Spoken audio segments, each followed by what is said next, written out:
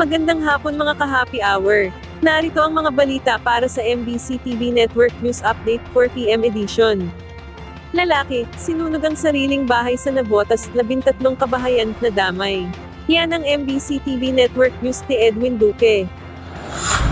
Pansamantalang nasa kustodya na ngayon ng Navotas Police ang isang alias Nane na sinasabing siya umano ang nagsunog sa kanilang sariling tahanan sa NBBS kagabi, kung saan 13 kabahayan o katumbas ng 57 family ang nawala ng tirahan. Ayon kay Police Colonel Finuela, inaantay pa nilang final report ng Bureau of Protection sa Navotas para gawing batayan ng kasong kanilang isasampa.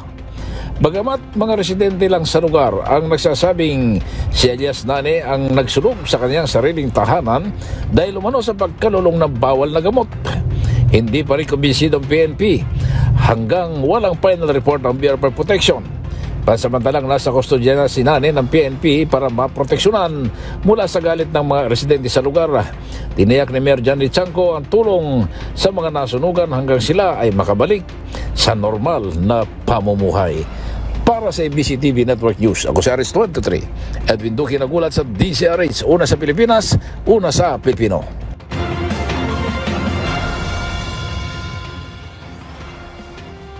Samantala, PNP nagbabala laban sa peking social media account na gumagamit ng pangalan ng acting PNP chief.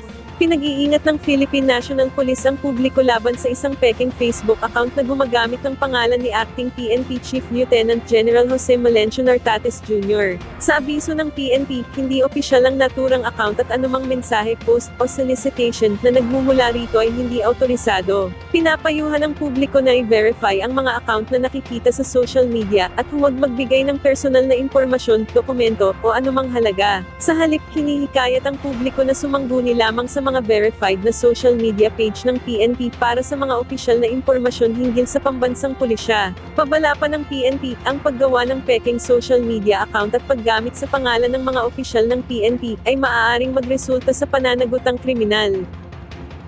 At yan ang mga balita para sa MBC TV Network News Update 4 PM edition. Abangan ang mga susunod na balitaan mamaya para sa 5 PM edition.